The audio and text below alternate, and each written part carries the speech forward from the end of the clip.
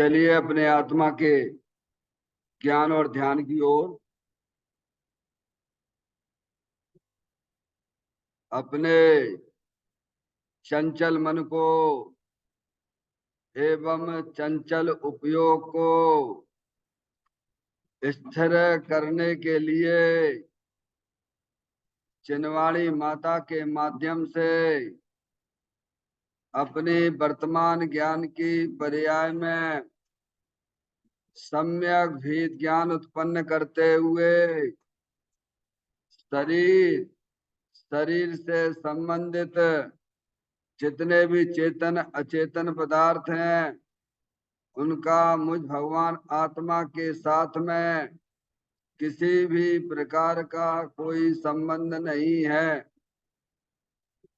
इस प्रकार समस्त पर पदार्थों में अपने संबंध की वृत्ति को छोड़ते हुए अंदर में जो अखंड ज्ञान ज्योति स्वरूप भगवान आत्मा है उसमें ही वर्तमान पर्याय का संबंध जोड़ते हुए कि मेरा यह भगवान आत्मा सदा काल शरीर आदि पर पदार्थों से भिन्न प्रकट अखंड ज्ञान ज्योति स्वरूप है।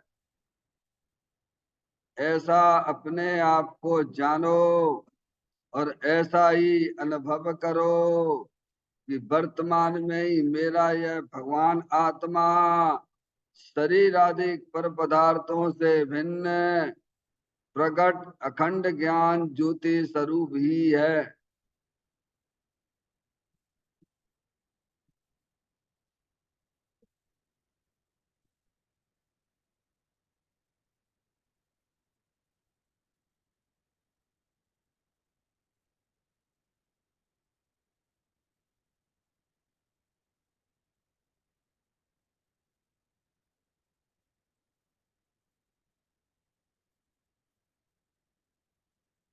इसी प्रकार से संसार अवस्था में आत्मा की पर्याय में जो विविध प्रकार के पुण्य पाप के परिणाम दिखाई देते हैं वे समस्त परिणाम परद्रव्यों के लक्ष्य से होने वाले भाव हैं।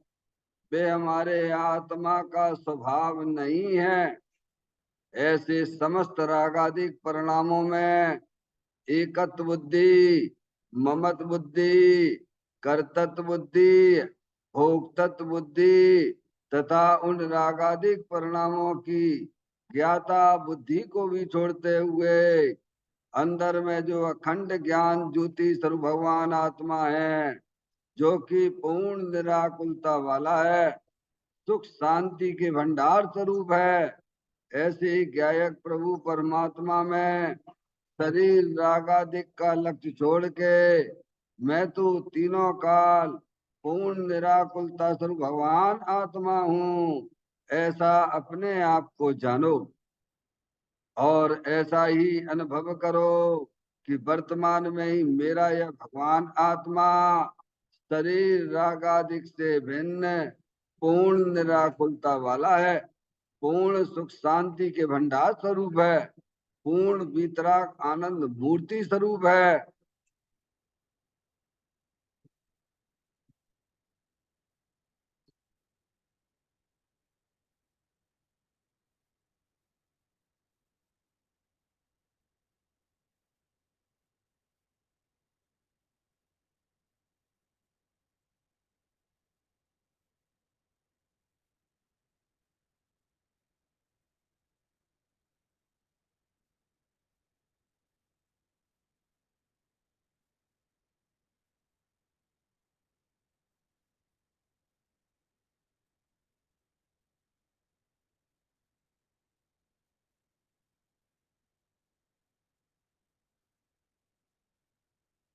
इसी प्रकार से संसार अवस्था में आत्मा की पर्याय में जो पर के लक्ष्य से होने वाला ज्ञान है वह परलक्षी ज्ञान भी हमारे आत्मा का स्वभाव नहीं है, वह तो इंद्रिय जनित ज्ञान है।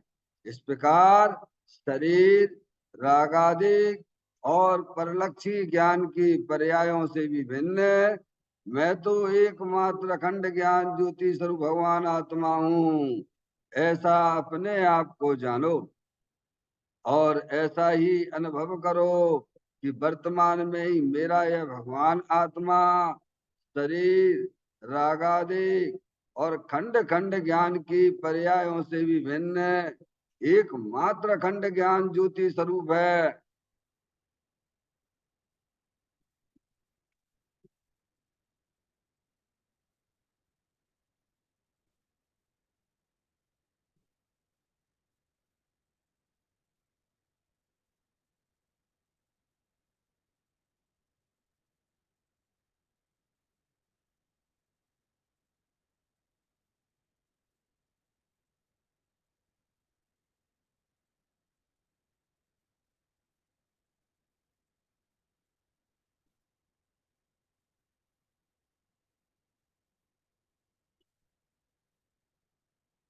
द्रव कर्म भाव कर्म नो कर्म रहित शुद्धात्म स्वरूपो हम। मेरा ये भगवान आत्मा सदा काल शरीर आदि नौ कर्मों से भिन्न है। मेरा ये भगवान आत्मा सदा काल ज्ञान वर्ण आदि 8 कर्मों से भी भिन्न है। मेरा ये भगवान आत्मा सदा काल मोह राग द्वेष भाव कर्मों से भी भिन्न है। इस प्रकार द्रव कर्म भाव कर्म नौ कर्म तीनों कर्मों से रहित मैं तो एकमात्र प्रभु पवित्र शुद्धात्म स्वरूप हूँ, ऐसा अपने आप को जानो और ऐसा ही अनुभव करो कि वर्तमान में ही मेरा यह भगवान आत्मा तीनों प्रकार के कर्मों से रहित एकमात्र परम पवित्र शुद्धात्म स्वरूप है।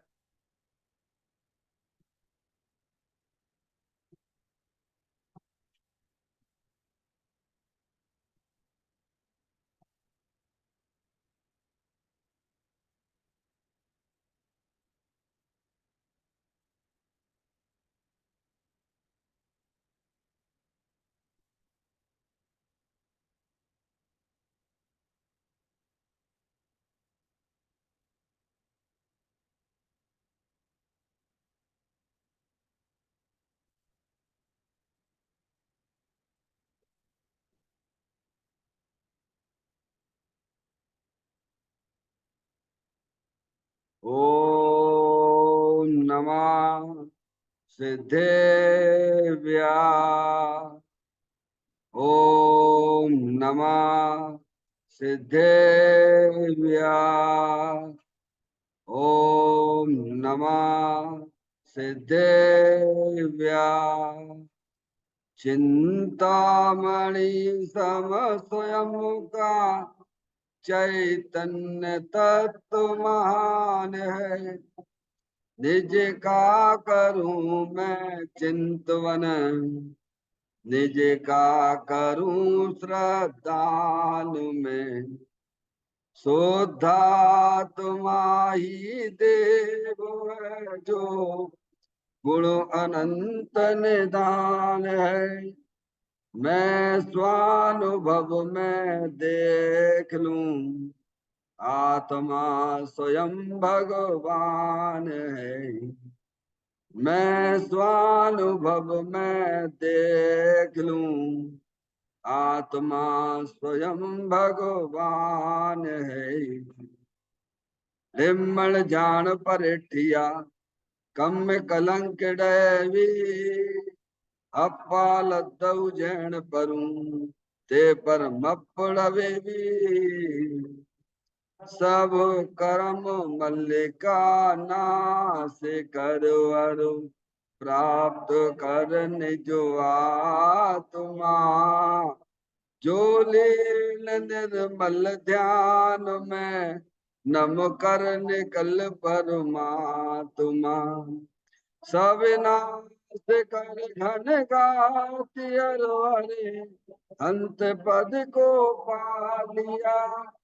कर नमन उन जिन देव को यह काव्य पथ अपना लिया। श्री योगसार जी नामक परम अध्यात्मिक ग्रंथ स्वाध्याय हेतु में विराजमान है। आज से 1400 वर्ष पहले इस महान पवित्र ग्रंथ की रचना दिगंबर संत योगेंद्र महाराज जी हुए हैं। उन्होंने इस महान पवित्र ग्रंथ की रचना की और उन्होंने इस ग्रंथ का नाम योगसार जी रखा। योगसार जी का सीधा सा अर्थ है मुक्ति के मार्ग में। योग का मतलब जोड़ होता है। किसका किसके साथ में जोड़ करना? तो अरिहंत परमात्मा कहते हैं कि अपनी वर्तमान सुत ज्ञान की पर्याय का अंदर में जो अपना त्रिकालिक ध्रुव भगवान आत्मा जो सदा का द्रव कर्म भाव कर्म नौ कर्म से रहित है, ऐसी अखंड ज्ञान ज्योति स्वरूप ऐसे ज्ञायक प्रभु परमात्मा में अपनी वर्तमान सुत ज्ञान की पर्याय का संबंध जोड़ने का नाम योग है, जिसे शास्त्रीय भाषा में सम्यक दर्शन सम्यक ज्ञान कहते हैं। और उस चेतन भगवान आत्मा में ही अपनी वर्तमान पर्याय को मग्न कराना, लीन करना, स्थिर करना, उसे सार कहते हैं, यानी सम्यक चारित्र कहते हैं। तो योग सार क्या हो गया?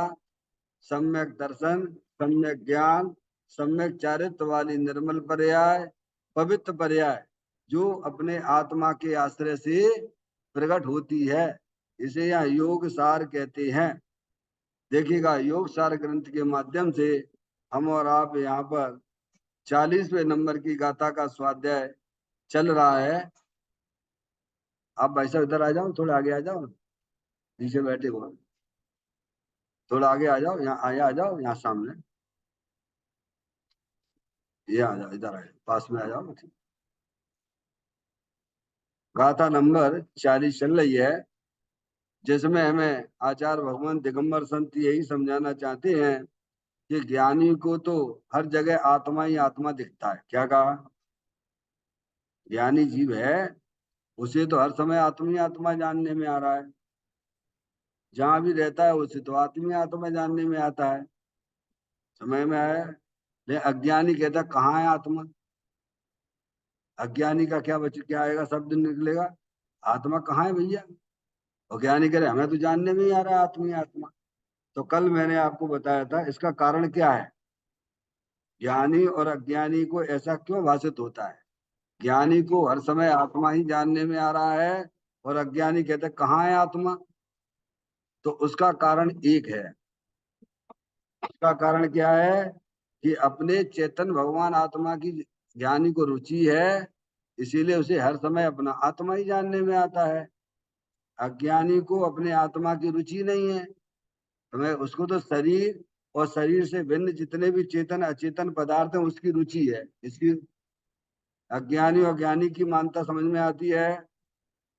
ज्ञानी को अपने चेतन भगवान आत्मा की रुचि है, उसको उससे प्रेम है, इसीलिए ज्ञानी को हर समय आत्मा ही जानने में आता है।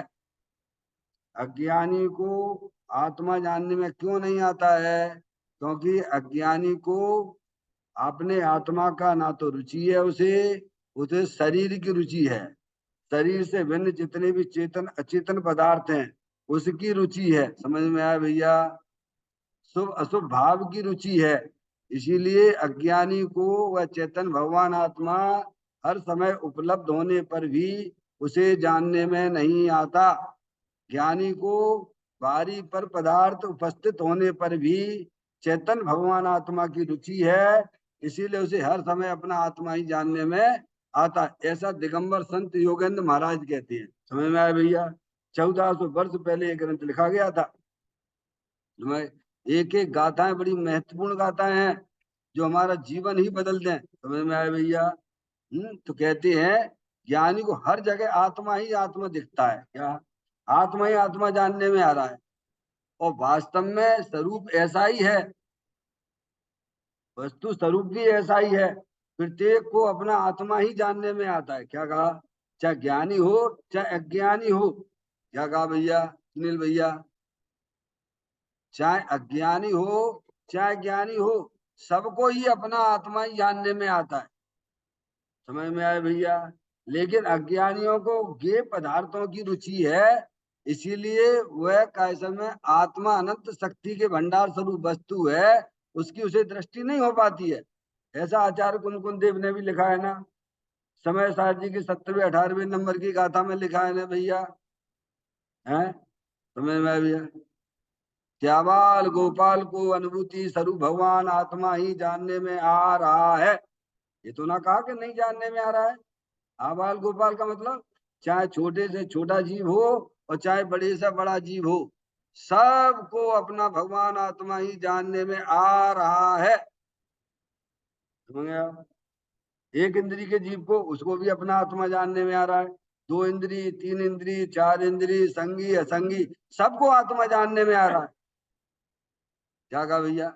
ये अनादि अनंत सत्य है। पर इस सत्य को जो स्वीकार नहीं करते हैं, समझो वे जो है आत्मघाती है। क्या कहा भगवान? जो सत्यवाद को स्वीकार नहीं करता है वह आत्मघाती परिणाम है भगवान। एक नास्तिक मत है, मतों में एक नास्तिक मत है, वो आत्मा की सत्ता को स्वीकार नहीं करता है। भैया पता है, नास्तिक मत है, वो आत्मा की सत्ता को स्वीकार नहीं करता है। मैंने आप, लेकिन हम दिगंबर होकर भी अगर अपनी आत्मा की सत्ता को स्वीकार नहीं करते हैं, कि आत्मा स्वीकार नहीं करते मतलब कभी आत्मा जानने में नहीं आ रहा है, तो हम भी दिगंबर होकर भी आत्मा नास्तिक मत में गए। पारसमणि, तुम ये ना समझना, मत कोई अलग नहीं होता है। जानन हारा जनाए छे खरी खर पर जना तो नहीं। इस बात को जो स्वीकार नहीं करता है वह दिगंबर होने पर भी नास्तिक में ही चला गया। और देखो तो कितना गजब हो रहा है भैया। सबकी सत्ता को स्वीकार करते हो आप, शरीर की सत्ता को स्वीकार करते हो, अंदर में रागाधिक परिणतियों को भी स्वीकार करते हो, बाहरी पर पदार्थों को भी स्वीकार करते हो, और जो स्वीकार करने वाले को स्वीकार क्यों नहीं करते भगवान? नहीं आई समझ में? कितनी बड़ी भूल चल रही है हमारी श्रद्धा में, हमारे ज्ञान में कितनी बड़ी विपरीतता चल रही है? नहीं आई समझ? ये प्रकाश है। प्रकाश में, अंधेरे में तो कुछ दिखता नहीं है आपको कि क्या है। ये अलमारी है, कुर्सी है, टेबल है, ये है, आप हो, ये है, कुछ नहीं दिखाई देता अंधेरे में। ठीक है, अब प्रकाश कर दिया भगवान, क्या हुआ? और सब चीजें दिखने लग गई। अब कोई प्रकाश की सत्ता को ही स्वीकार ना करे तो बोलो भैया, समझ में आया भैया? सब चीजों को स्वीकार कर रहे हैं। ये दुकान है, मकान है, शरीर है, और अंदर में जो आकुलता खिन्न खिन्नताएं परिणाम होती है वे भी है, सब है। तो जानने वाला क्या कहा भैया? देखो तो, यहाँ दर्पण लगा हुआ है, दर्पण में सारी चीजें झलक रही हैं, तुमका दर्पण ही नहीं है, गजब कर रहे हो। ऐसे ही हमारे साथ में अनादिकाल से घटना घट रही है। हमें जानो नारा ही जानने में आता है, वस्तु स्वरूप ये है कि खरे कर पर जना तो नहीं। क्या कहा भगवान? अब इसको स्वीकार नहीं करता है। देखो शरीर है, रागादिक भी है, और जानने वाला कहाँ गया भैया? अरे सबसे पहले तो जानने वाले को स्वीकार करो भगवान। सब है तो आत्मा भी है कि नहीं है? अपने आत्मा को जो स्वीकार नहीं करता है वह आत्मा आत्मघाती है। ऐसा लिखा पंडित बनारसी दास जी ने, धर्म की परिभाषा दी है। धर्म किसे कहते हैं? अज्ञानी क्या मानता है? धर्म न जानत बखानत भरम रूप, ठोर ठोर ठानत लड़ाई पक्षपात की। भूलो अभिमान में न पाओ धर धरनी में, हृदय में करनी विचार उत्पाद की। फिर डमाडोल सो करमन की कल्लोलिल में, बह रही अवस्था जैसे बंगले के से बात की। जाकी छाती ताती कारी कुटील कुवाती भाती, ऐसो ब्रह्म घाती मिथ्यात्मा पात की। क्या कहा उन्होंने भैया? क्या कहा है? पंडित बनारसी दास जी ने लिखा, चंद अज्ञानी क्या कहता है, धर्म तो कुछ जानते ही, धर्म किसे कहता है, वो तो जानता है भगवान की पूजा भक्ति कर लो और हो गए हम धर्म, हो गए धर्म। मूर्ख हो तुम, एक नंबर की झटेटा है। अरिहंत परमात्मा ने धर्म उसे कहा है कि अपनी वर्तमान शुद्ध ज्ञान की पर्याय का संबंध अपने त्रिकालिक ध्रुव भगवान आत्मा से जोड़ने का नाम धर्म है। उसमें सम्यक दर्शन, सम्यक ज्ञान, सम्यक चारित्र वाली निर्मल पर्याय की उत्पत्ति होती है। क्या होती है? उसे भगवान ने धर्म कहा है। क्यों भैया? ये परिभाषा कभी सुनी ही नहीं है। अनादिकाल से जैन धर्म में भी आए, जैसे अन्नमति जैसे काम कर रहे हो। क्या है? गए भिन्न कहे, घंटा बजाए, पूजा बजाई, अगरबत्ती जलाई, दीपक जलाओ, कहे तुम भी वही कर रहे हो। अष्ट तरफ से पूजा कर ली, भगवान की जो है कहे इसकी थाली इधर के इधर कर दिया, द्रव्य उठा के माला जप ली है, और थोड़ा बहुत स्वाध्याय कर लिया, हो गया धर्म। मूर्खो, भगवान ने परिलक्षी परिणाम को धर्म नहीं कहा है, स्वलक्षी परिणाम को भगवान ने धर्म कहा है। भगवान के दर्शन करते समय इतना ज्ञान तो हमें हो जाना ही चाहिए कि हमारे भगवान अनंत सुखी है। क्या भैया? आज पेपर में आया, आपका दैनिक भास्कर पेपर आया, दैनिक भास्कर की पेपर में आया, क्या जिसे अपने ऊपर ही विश्वास नहीं है उसे भगवान के ऊपर क्या विश्वास होगा? क्या कह दिया? क्या भैया? जिसे अपने ऊपर ही विश्वास नहीं है वो भगवान की सत्ता का क्या स्वीकार करेगा? जो अपनी सत्ता को ही स्वीकार नहीं कर रहा है, मैं चेतन भगवान आत्मा हूँ, अनंत शक्तियों के भंडार स्वरूप वस्तु हूँ, ये शरीर राग आदि ये सब जो है परद्रव्य है, प्रभाव है? इनसे हमारा क्या लेना देना है? अरे यहाँ जो है कोई आता है जाता है, सड़क पर लोग जाते रहती है, आप अपने घर में रह रहे तो आपको क्या लेना देना है? क्या लेना देना बोलो भगवान? ऐसे ज्ञानी कहते, चाहे कोई आए चाहे कोई जाए, मैं तो अपना उपयोग अपने चेतन भगवान आत्मा के साथ जोड़ के बैठा हूँ। क्या कहा भैया? वो भगवान की आज्ञा को स्वीकार करता है, ये लिखा हुआ है उसमें, आज पढ़ लेना सुविचार में। भगवान की सत्ता को स्वीकार कैसे करेगा वो, जिसे अपनी सत्ता की स्वीकारता नहीं है? जिसे अपने सत्ता की स्वीकारता होती है उसे वास्तव में भगवान की सत्ता स्वीकार होती है। यहाँ ये कहते हैं कि ज्ञानी को हर समय हर जगह अपना चेतन भगवान आत्मा ही जानने में आ रहा है। आप भी को आपको हम जानने में नहीं आ रहे, आप मुझे आप जानने में नहीं आ रहे। क्या कहा? जैसा दिख रहा है वैसा कुछ भी नहीं है, ये ज्ञान दर्पण है। इस ज्ञान दर्पण में आप लोग जैसे वहां बैठे हो वैसे ही के वैसे हमारे ज्ञान दर्पण में झलक रहे हो। क्या हो रहे भगवान? सुनील भैया कभी स्वीकार तो करो, ये ज्ञान दर्पण है। अब स्वीकार ही ना करे, समझ में आती कि नहीं आती है? जैसे जड़ दर्पण में बाहरी पर पदार्थ झलकते हैं कि नहीं झलकते हैं? वे झलकने वाले पदार्थ क्या दर्पण के अंदर प्रवेश कर गए हैं क्या? है? तो जड़ दर्पण है, ये ज्ञान दर्पण है। क्या है? नहीं आई समझ? ये ज्ञान दर्पण है, यहाँ पे ज्ञान दर्पण है। ज्ञान दर्पण है, सब चीजें झलक रही है। टेबल झलक रही है, आप लोग सब बैठे हुए हो वे भी झलक रहे हैं भगवान। समझ में आए भैया?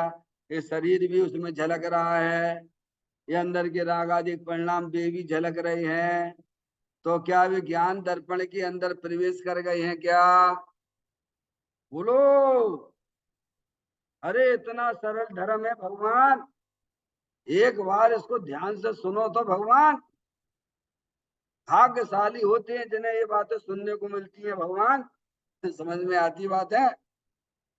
जैसे जड़ दर्पण में झलकने वाले पदार्थ दर्पण के अंदर प्रवेश नहीं करते हैं, ऐसे ही अपना जो ज्ञान दर्पण स्वरूपी भगवान आत्मा सदा काल विद्यमान वस्तु है, उसमें बाहरी पर पदार्थ झलकने पर शरीर राग आदि भी बाहरी पदार्थ है, वे तुम्हारे अंदर ना घुस गए हैं। समझ गए नहीं आप?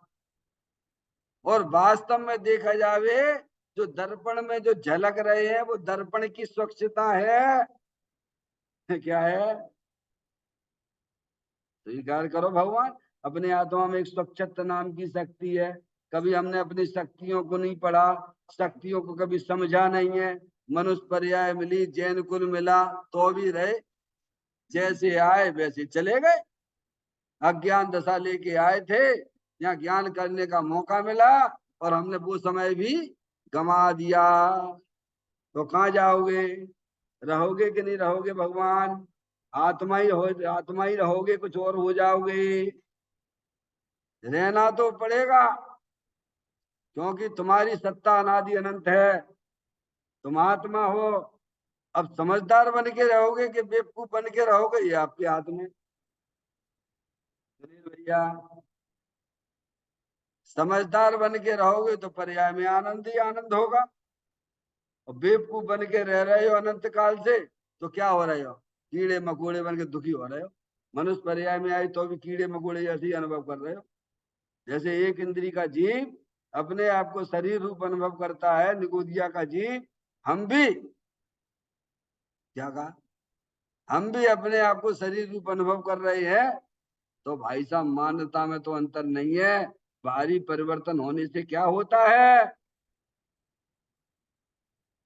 नहीं, अगली पर्याय निगोद की है, जैसी मति वैसी गति। शरीर आत्मा शरीर रूप नहीं होता है, और हम शरीर रूप अपने आप को अनुभव कर रहे हैं। ये समझना चाहिए कि अगले जो पर्याय मिलेगी ना भगवान, वो निगोद में ही जाएगा।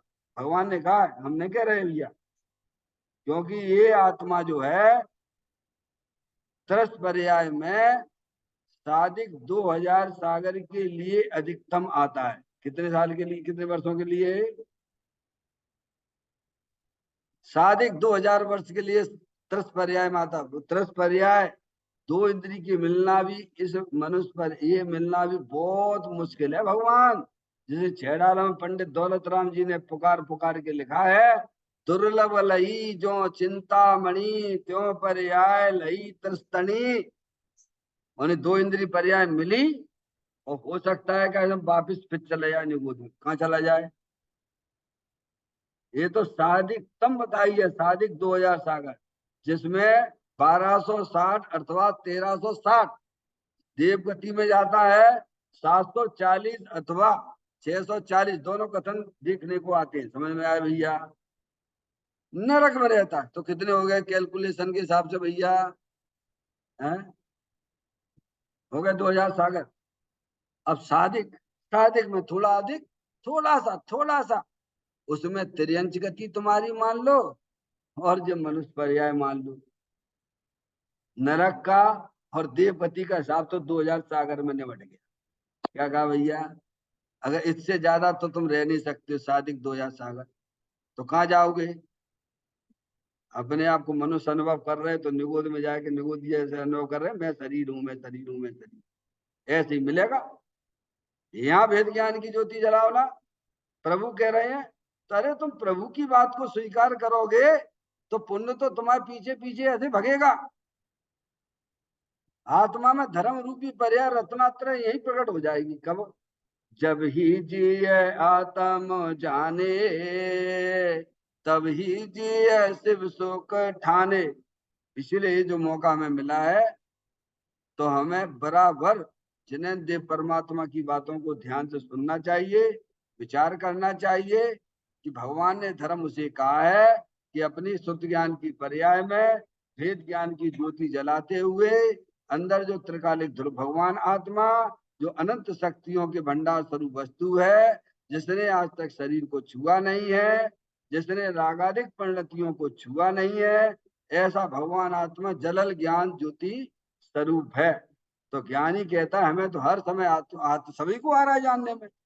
अब तुम अपनी सत्ता को कैसे स्वीकार कर सकते, मना करोगे? बताओ। पापी हो तुम, माँ पापी हो। क्या भैया? किसके जानने में नहीं आ रहा? वो ये खड़ा होके बता दे कि मैं जानता नहीं हूँ। दुनिया भर की बातें तो विचार से करवा लो कि साहब मैंने उसको देखा है, मैं उसको जानता हूँ। यहाँ क्यों मना करता है? क्या कहा? समझ में आया भैया? जानन हारा जना छे खरे खरे कर पर जना तो नहीं। तो कहते ज्ञानी को तो हर जगह अपना आत्मा ही जानने में आता है। समझ गए ना आप? अज्ञानियों को वस्तु स्वरूप का पता नहीं है, उनकी ज्ञान की पर्याय में भेद ज्ञान का अभाव है। समझ में आई? इसीलिए भी लिखा है इसमें, आप पढ़ लीजिए आप, समय सार में 131वें नंबर का कलश आचार्य अमृतचंद देव ने लिखा है, जितने भी संसार में रखड़ पट्टी कर रहे हैं, दुखी हो रहे हैं जीव, वे सब भेद विज्ञान के अभाव में हैं। और जितने भी जीव सिद्ध परमात्मा हुए हैं पर्याय में और होंगे और हो रहे हैं, सब भेद विज्ञान का प्रताप समझना चाहिए। तो हमें किधर ध्यान देना है?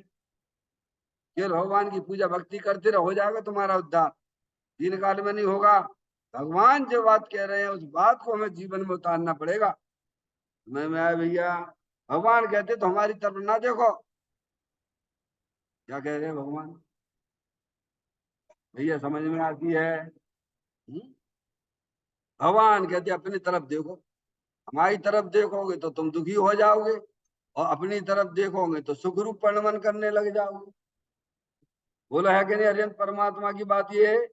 दिगंबर संत कहते हैं कि नहीं कहते हैं? वे कहते तो हमारी तरफ देखोगे तो तुम्हारी दुर्गति भी होगी और तुम्हारी पर्याय में दुख भी आएगा, और तुम अपनी तरफ देखोगे तो तुम्हारी सुगति भी होगी और पर्याय में होने वाला दुख भी चला जाएगा। तो अब क्या करें भगवान? एक नहीं सुनते भगवान की, एक नहीं मानते जनवाणी माता की। समझ गया भैया? तो यहाँ कहते हैं ज्ञानी ये कहते हैं कि हमें तो हर समय अपना आत्मा ही जानने में आ रहा है, तुम्हें भी अपना आत्मा ही जानने में आता है, पर तुम्हें अपने आत्मा के स्वरूप की खबर नहीं है। क्या कहा भगवान? ऐसी बात है।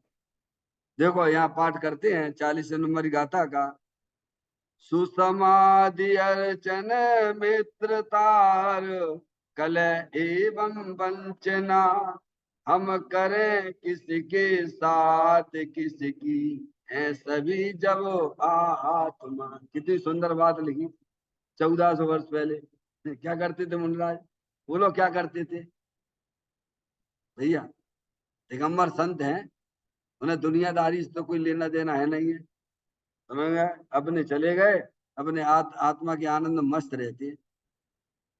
और हमारे पुण्य के उदय से ये सब लिखी हुई चीजें मिल गई हैं। समझ में आया भैया? जब तक स्वरूप उपयोग पूर्ण रूप से आत्मा में स्थिर नहीं होता है, तब तक ये शुभ राग ज्ञानियों के भी आता है, और उस शुभ राग का फल है ये हमें आपको मिल गया। हम भी इस बात को समझे। समझ में आया भैया? तो कहते हैं कौन तो समाधि करे, ज्ञानी कौन कहता है? कौन कह रहा है ये बातें? ये ज्ञानी कह रहा है। कौन समाधि करे, कौन तो समाधि करे, कौन अर्चना यानी पूजा करे, कौन स्पर्श अस्पर्श करे, कौन वंचना करे, मायाचार करे, कौन किसके साथ मैत्री कलह करे। जहाँ कहीं देखो वह आत्मा ही आत्मा दृष्टि गोचर होता है। अरे भैया, जब अपने चेतन भगवान आत्मा में आनंद आने लग गया पर्याय में, अच्छा समाधि का मतलब क्या है? समाधि कहते किसी है? आदि व्याधि उपाधि रहित भगवान ने समाधि कही है। आगे बस हमें, आदि यानी मानसिक रोग, व्याधि यानी शरीर का रोग, और उपाधि यानी ये प्राकृतिक आपदाएं। समझ में आया भैया? ये सब उपद्रवियों से भिन्न आदि व्याधि उपाधि रहित चेतनेश्वर भगवान आत्मा जलल ज्ञान ज्योति स्वरूप है। ज्ञानी को मानसिक वो भी नहीं है, क्या है? यातना नहीं है, आदि यही नहीं है उसको। मानसिक को समझ में आ गए, राग द्वेष के परिणाम सब बाण साफ करके रखा है, आराम शांति से बैठा है भैया। उपयोग ने अंदर अनंत शक्तियों के भंडार के साथ दोस्ती की है, ऐसे वैसे के साथ ना की है उसने। किसने? पकड़ के रखिए वर्तमान शुद्ध ज्ञान की पर्याय ये देखो, ये ये किस में से आ रही है? शरीर में से आ रही है। शरीर में आती है तो उसका कलर ऑरेंज होना चाहिए था। ये तो दिख रहा व्हाइट कलर, व्हाइट कलर किरणें दिख रही हैं। सूरज है ना, सूरज, सूरज में से किरणें निकलती हैं तो काय में से निकल रही हैं। कैसे पहचान लेते हो आप? अरे सूरज में से किरणें निकल रही है ना भगवान, तो किरणें किस में से निकल रही हैं? ऐसे स्तुति ज्ञान की पर्याय जो ये आ रही है, ये किरणें हैं, ये किरणें ये चित्र में दिखाया गया। ध्यान रखिए, ये चित्र आपने आत्मा को समझने के लिए है। समझ में आए भैया? तो ये जो किरणें स्तुति ज्ञान की निकल रही है, ये शरीर में, शरीर का कलर तो ऑरेंज है, इसमें से आ रही, तो ये तो ऑरेंज होना चाहिए था। ये कर्म है, आठ कर्म हमारे आत्मा के साथ में कब से है? कर्मों की सत्ता है। ये काले नाग कर्म, समझ में आया भैया? अगर इसमें से निकलता तो कहाँ होता, ये तो व्हाइट है। समझ में आया भैया?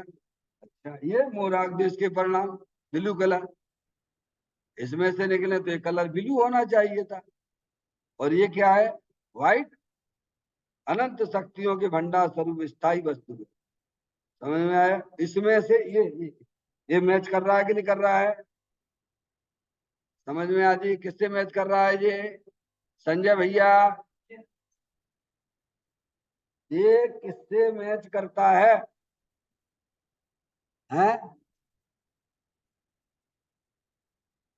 आत्मा से, शुद्ध आत्मा से मैच करता है ना भगवान। तो ये इसकी जाति का है। किसकी जाति का है? वही रागादिक परिणाम कौन की जाति के हैं? ये तो विजाति तत्व है। नहीं आई समझ में? हमारी आत्मा में, पर्याय में जो मूल राग देश के परिणाम होते हैं उनकी सत्ता स्वीकार है, पर वे हमारे आत्मा के अंदर प्रवेश नहीं करते हैं। इतना भी तो स्वीकार करो। क्या कह रहे भैया? शरीर है, पर उसकी सत्ता मेरे सत्ता से भिन्न है भगवान। वो जड़ है, मैं चेतनेश्वर हूं। क्या? कर्म की सत्ता है, वो जड़ है, मैं चेतनेश्वर हूं। राग आदि परिणाम में है, वे विजाती हैं, उनसे मेरी सूरत नहीं मिलती। समझ में? मेरी सूरत तो ज्ञान आनंद स्वरूपी भगवान आत्मा सुख ज्ञान की पर्याय यहां से आ रही। अब भगवान कहती है देखो भैया, तुम्हें हम एक चीज समझा देते हैं, तुम्हारी समझ में आ जाए तो अच्छी बात है, और नहीं समझ में आए तो दुर्गति हुए बिना कोई रोकेगा ना तुम्हारी। समझ में आया भैया? वे कहते हैं तुम अपने सुत ज्ञान की पर्याय में ऐसी भेद ज्ञान की ज्योति जला लो और अपने चेतन भगवान आत्मा के साथ संबंध जोड़ लो। क्या कहा भैया? और तुम्हारी संसार रूपी समुद्र से नैया पार हो जाएगी। बोलो होने के नहीं होने? देव शास्त्र गुरु काय के लिए मिले हैं?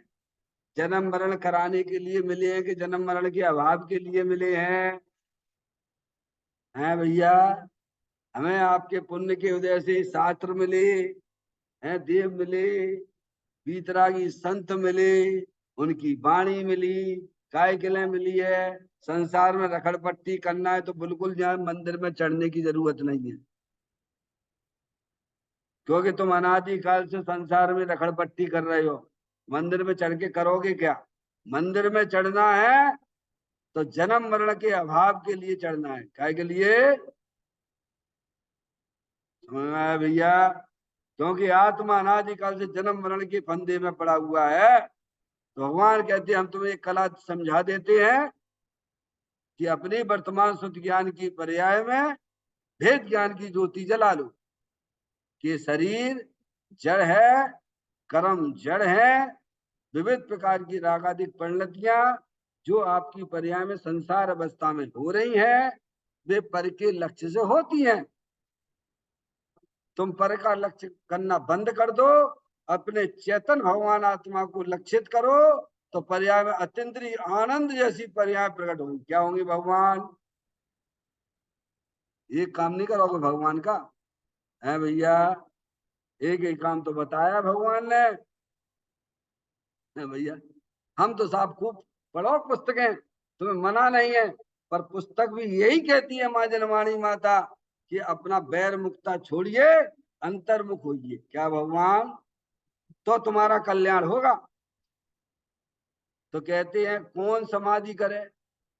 समाधि अब ज्ञानी है, ज्ञानी की पर्याय में तो जो समाधि भगवान ने यही कही है, आदि व्याधि उपाधि रहित अंदर जो चेतन भगवान आत्मा परम समाधि रूप है, उसकी दृष्टि करना, उसका ज्ञान करना, उसमें अपनी पर्याय को मग्न करना। तो ज्ञानी कहते हम तो समाधि में ही बैठे हैं, हम क्या समाधि करें? नहीं आई समझ में? ज्ञानी को चलते फिरते खाते पीते समाधि होती है, और अज्ञानी क्या समझता समाधि? वो बिल्कुल बिल्कुल बैठ जाओ, गड्ढे में जाके बैठ जाओ और शरीर को सुखाओ और धूप का मूर्ख हो तुम एक नंबर के। समझ में आए भैया? ये समाधि नहीं है, भगवान ने समाधि नहीं कही ऐसी। समाधि का मतलब ये है अपनी वर्तमान पर्याय को अपने त्रिकालिक ध्रुव भगवान आत्मा में समा देना। जो जिसकी है उसको दे दो। क्योंकि ये शुद्ध ज्ञान की पर्याय किसकी है? अरे शुद्ध ज्ञान की पर्याय किसकी है? ये आत्मा की है। तो आत्मा को दे दो उठा के। इतना बंटवारा तो करना पड़े भगवान। कभी उपयोग किया कभी जिंदगी में ऐसा है? ज्ञानी करते हैं। तो ज्ञानी कहता कौन समाधि करे, काय की समाधि करे? हमारा उपयोग तो निरंतर चेतन भगवान आत्मा का अवलंबन लिए हुए, आश्रय लिए हुए भगवान ऐसे समाधि कही है। इसीलिए उसके अंदर से बातें ऐसी निकलती है, परिणाम ऐसे निकलते। कौन समाधि करे? हम तो समाधि में ही बैठे हैं। हमारी पर्याय ने तो अपने त्रिकालिक ध्रुव भगवान आत्मा के साथ संबंध जोड़ के बैठा हुआ है। आगे बात समझ में? ऐसी बात नहीं। फिर कहते हैं अर्चना करे, पूजा करे। भगवान ने पूजा कही है, गुणों की पूजा होती है कि अवगुणों की पूजा होती है? बोलो भगवान। किन की पूजा होती है? गुणों की पूजा होती है ना। तो अपना भगवान आत्मा अनंत गुणों के भंडार स्वरूप स्थायी वस्तु है। भगवान ने तो ये पूजा कही है। क्या कही है? पूजा किसकी करना पूजा भैया? गुणों की करना कि अवगुण करना? गुण किसे कहते हैं? ये शक्तियां है ना, इनकी पूजा करो। जो तुम्हारी चीज है, अनंत शक्तियों का भंडार स्वरूप भगवान आत्मा है। अवगुण तो मोह राग द्वेष है। क्या है? मोह राग द्वेष क्या है? गुण है कि अवगुण है? अवगुण है। तो अवगुण को हमको खत्म करना है। क्या करना है? करने के नहीं करने? क्योंकि अवगुण के वशीभूत होकर यह आत्मा 4 गति 84 लाख योनियों में जन्म मरण कर रहा है। जो तुम्हें संसार में लखड़पट्टी करा है, वो गुण कैसे हो सकता है भगवान? क्या आत्मा की पर्याय में जो मोह राग द्वेष के परिणाम होते हुए अवगुण है, और अंदर चेतन भगवान आत्मा अनंत गुणों के भंडार स्वरूप वस्तु है। तो तुम उसकी पूजा करोगे तो अवगुण अपने आप खत्म हो जाएंगे। तो ये क्या हो गया भैया? सुनील भैया क्या कह दिया? तुम गुणों की पूजा करोगे तो अवगुण तो अपने आप खत्म हो जाएंगे। तो पूजा किसकी करना? गुणों की पूजा करना। समझ में आया? तो पर्याय में होने वाले अवगुण तो अपने आप खत्म हो गए। क्या हो गए भगवान? अवगुण को भगाना नहीं पड़ा। तुम अवगुणों की तरफ मत देखो। तुम तो गुण स्वरूपी भगवान आत्मा अंदर में विराजमान है, उसकी दृष्टि करने पर, उसमें अपने उपयोग को स्थिर करने पर अवगुण तो दूर भाग जाते हैं। कहाँ चले जाते हैं? जैसे आपने अंधकार को भगाने के लिए क्या करते हो भगवान? प्रकाश करते हो ना, तो अंधकार तो स्वयं में भी भग जाता है। ऐसे ही आपने इसकी पूजा करो। किसकी पूजा करो? भगवान ने किसकी पूजा के लिए बोला है? हैं? बोलो भगवान ने किसकी, हरिहर भगवान ने किसकी पूजा करने के लिए बोला है? हमें वो पूजा पूजा दिखाई देती है, और ना चुपचाप बैठ जाए, ऐसे अपने आ जाए सामने। क्या कर रहे तुम? अरे वो पूजा कर रहा है, भगवान की आज्ञा का पालन कर रहा है। तुमको पता है कुछ भी? सुनील भैया हैं?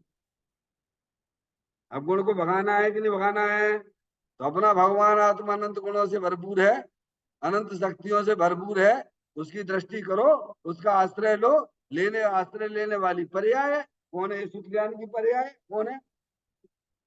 हैं। तो अब ये कब करेंगे पारसमणि? जब पूरी जिनवाणी समझ ले, और तब तक तो तुम्हारा जो है मनुष्य पर्याय जो की त्यों हो जाएगी। समझ में आए भैया? अरे इतना सा ही भेद ज्ञान की जरूरत है, भगवान जितना हम तुम्हें यहाँ बता रहे हैं, इससे ज्यादा कुछ नहीं है जिनवाणी में। समझ में आया? नहीं तो पढ़ते रहोगे। जिनवाणी तो अथाह है, अथाह सागर है भगवान। समझ में आए? इतना ज्ञान पक्का कर लो कि अंदर चेतन भगवान आत्मा स्थायी वस्तु है, वो मैं हूँ। ये शरीर है सो मैं नहीं हूँ। ये कर्म अनादि काल से हमारी आत्मा के साथ है, उनका सत्ता स्वीकार है। पर ये रागादिक परिणतियां भी हर समय नई नई उत्पन्न होती हैं, इनका भी मैं करता धरता नहीं हूँ। मैं तो अखंड ज्ञान ज्योति स्वरूप भगवान आत्मा हूँ। ऐसे जब उपयोग वैर का छोड़ते हुए अंदर अविनाशी वस्तु के साथ संबंध जोड़ रहा है, उसको भगवान ने पूजा कही है, उसे अर्चना कही है। कल मैंने व्यवहारिक दृष्टि से आपको समझाया था। व्यवहारिक दृष्टि से भी अगर बंधन देखें तो पूजा किसकी कही है भगवान ने? व्यवहारिक दृष्टि से। और ये तो परमार्थ दृष्टि से कहा। जो गुणों में बड़े हैं उनकी पूजा होती है। किनकी? पढ़ लेना मोक्ष मार्ग प्रकाशक 4वें नंबर का पेज को।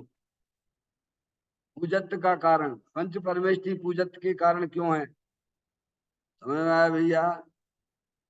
तो उसमें लिखा हुआ है कि रागादिक विकार से और ज्ञानादिक की हीनता से जीव निंदनीय होता है। क्या होता है?